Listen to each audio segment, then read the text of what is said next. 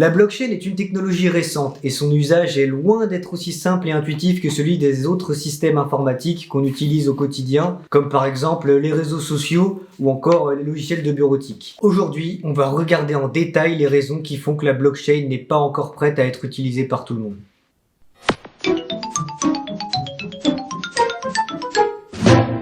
Première raison, la phrase mnémonique. Lorsqu'on veut utiliser des crypto-monnaies, la première étape est de télécharger un logiciel qu'on appelle en général un portefeuille numérique ou encore un wallet et qui va servir à stocker la clé privée qui permet d'accéder à nos fonds et à effectuer des requêtes pour interagir avec le réseau blockchain.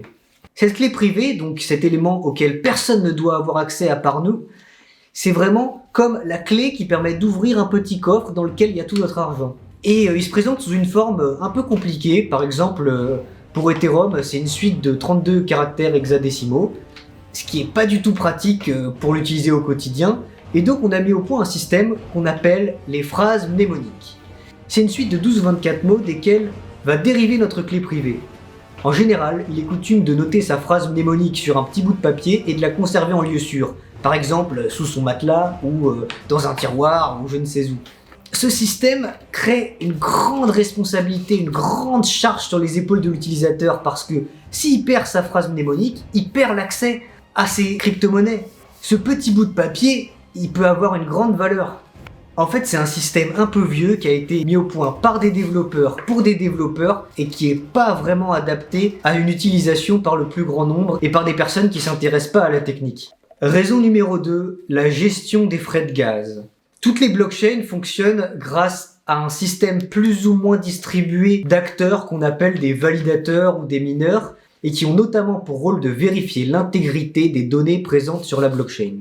Ce fonctionnement décentralisé, dans lequel réside d'ailleurs tout l'intérêt des blockchains, a un désavantage, c'est que pour créer un intérêt à ce que ces acteurs continuent d'assurer la bonne sécurité du réseau, tout utilisateur qui veut émettre une transaction sur le réseau doit s'acquitter de frais de transaction, parfois appelés frais de réseau ou encore frais de gaz. Ces frais peuvent être assez chers. Par exemple, sur Ethereum, c'est souvent quelques dollars pour une transaction simple et parfois quelques dizaines de dollars pour une transaction compliquée. Et ils doivent être payés dans l'actif natif de la blockchain. Si je reçois 10 dollars sur mon portefeuille Ethereum, je peux pas envoyer les 10 dollars à quelqu'un d'autre comme ça. Je dois d'abord avoir des ETH sur mon portefeuille pour pouvoir payer les frais de transaction qui me permettront d'envoyer les 10 dollars.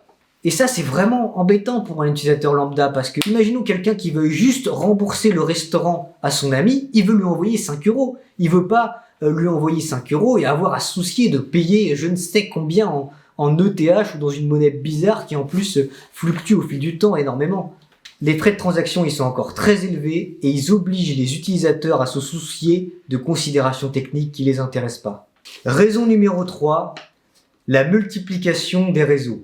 Il existe un problème bien connu dans le milieu de la blockchain qu'on appelle parfois le triangle impossible des blockchains ou encore le trilemme de la blockchain et qu'on pourrait résumer par le fait qu'il est impossible de faire une blockchain qui soit à la fois décentralisée, sécurisée et performante. On a des blockchains comme Bitcoin ou Ethereum qui sont très décentralisées et très sécurisées, mais elles offrent pas des très bonnes performances. C'est-à-dire qu'on peut pas faire beaucoup de transactions par seconde sur leur réseau. On a d'autres blockchains qui font le choix de sacrifier la décentralisation pour obtenir de meilleures performances. Comme c'est le cas par exemple de EOS, Cardano, Solana, Avax.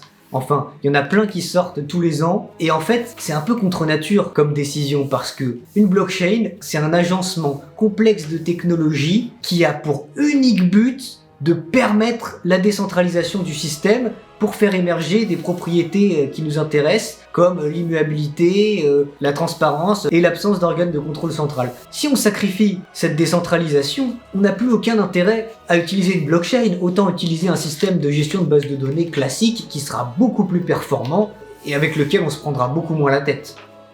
Et donc la méthode qui en ce moment est très à la mode pour augmenter la performance de la technologie sans sacrifier la décentralisation, c'est la technique des secondes couches, ou Layer 2, qui consiste à faire un réseau très décentralisé et très sécurisé, et ensuite à faire d'autres réseaux sur lesquels on va déporter une partie des calculs, et qui ensuite vont publier sur le réseau principal la preuve que ces calculs ont été effectués ou un résumé des transactions qui ont été effectuées sur le réseau secondaire.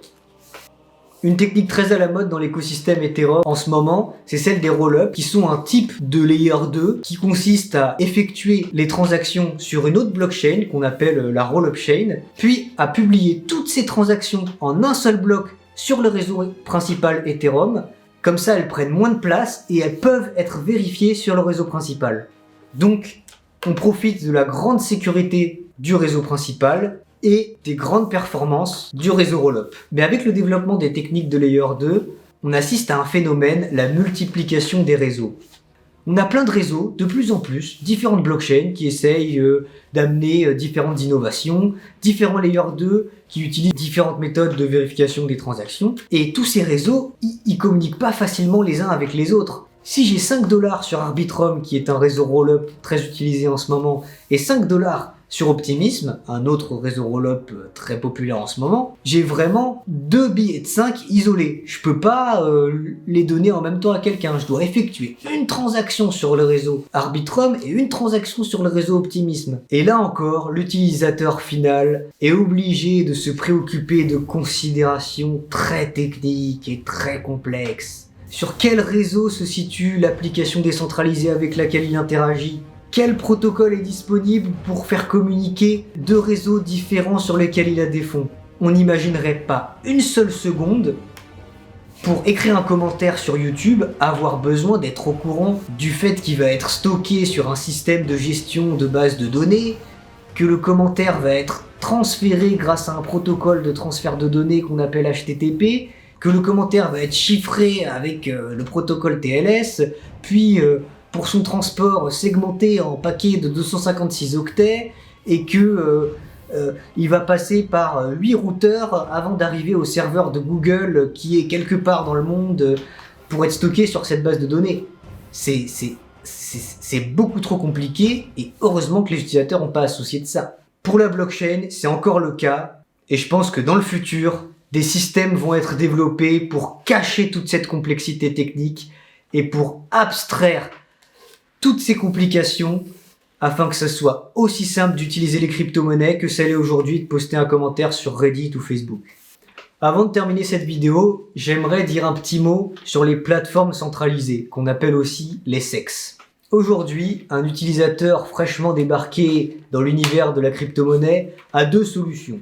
Soit il se farcit toutes les complications que je viens d'énoncer plus tôt, soit il va sur un site, il s'inscrit, il vérifie son identité en envoyant un scan de sa pièce d'identité, et ensuite il peut acheter des crypto-monnaies et les échanger, en faisant confiance à une entreprise qui va détenir ces crypto-monnaies pour lui et lui fournir une interface qui lui permettra de faire à peu près tout en quelques clics. Le problème avec cette méthode, c'est que si l'entreprise décide de faire n'importe quoi avec l'argent des clients, rien ne l'en empêche. Et c'est déjà arrivé plusieurs fois dans le passé, notamment très récemment avec la plateforme d'échange numéro 2, FTX. Alors les gens qui veulent utiliser les crypto-monnaies, ils ont le choix entre donner leur argent à une entreprise et lui faire 100% confiance, ou gérer eux-mêmes leur argent et le posséder vraiment, sans que personne y ait accès, mais pour ça, ils doivent se soucier d'énormément de considérations techniques qui les intéressent pas. Une petite note d'espoir quand même, la recherche avance beaucoup, et avec la MPC, l'abstraction de compte, les métatransactions, etc., je pense qu'on va bientôt commencer à voir apparaître des systèmes qui permettent aux utilisateurs de posséder réellement leur crypto-monnaie sans les complications techniques. J'espère que cette vidéo vous a plu. N'hésitez pas à vous abonner ou à la partager. Au revoir!